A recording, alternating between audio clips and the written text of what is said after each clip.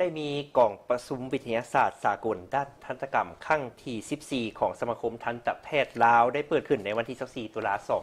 2025 ที่ศูนย์การร่วมมือสากลและฝึกอบรม ICTC นครหลวงเวียงจันทร์โดยการเป็นประธานของดร.ไพวันแก้วประเสริฐรองรัฐมนตรีกระทรวงสาธารณสุขพร้อมด้วยแขกที่ถูกเชิญทั้งภายในและต่างประเทศเข้าร่วมจุดประสงค์ของกองประชุมก็เพื่อแลกเปลี่ยนบทเรียนทางด้านวิชาการเกี่ยวกับการส่งเสริมสุขภาพพ่งปากและแคลระหว่างทันตแพทย์ด้วยกันและกับทันตแพทย์ประเทศเพื่อนมิตรเพื่อเป็นการสุขยู่ส่งเสริมบทเรียนอันดีเลิศทางด้านเวียกงานทันตกรรมเพื่อช่วยยกระดับความรู้ความสามารถของทันตแพทย์ลาวให้สูงขึ้น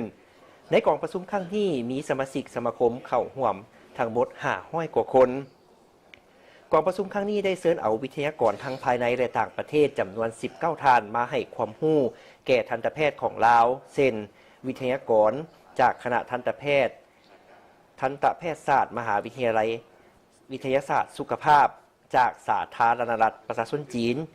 ประเทศญี่ปุ่นประเทศไทยและสหรัฐอเมริกา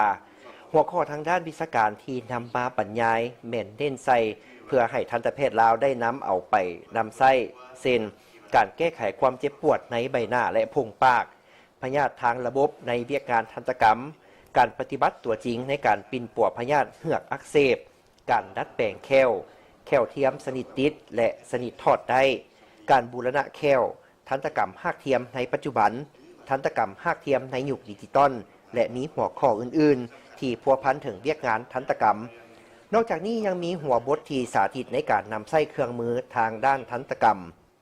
ผู้ที่เข้าร่วมจะได้รับรู้ทางด้านวิชาการจากการฟังบรรยายของวิทยากรและได้คะแนนสะสมเพื่อนำเอาไปต่อใบอนุญาตเคลื่อนไหววิชาชีพปิ่นปัวในอนาคตอีกด้วยพร้อมนั้นได้มีบรรดาบริษัทห้างห้านจำหน่ายอุปกรณ์ทางทันตกรรมเข้าร่วมวางแสดงเพื่อเปิดโอกาสให้ทันตแพทย์ลาวได้พบกับผลิตภัณฑ์ใหม่ๆที่มีความเจริญก้าวหน้าของยุคสมัยซึ่งมีบริษัทภายในประเทศจำนวน10 บริษัทจากต่างประเทศจำนวน10 กว่าบริษัทกองประชุมในครั้งนี้จะได้ดำเนินไปเป็นเวลา2 วัน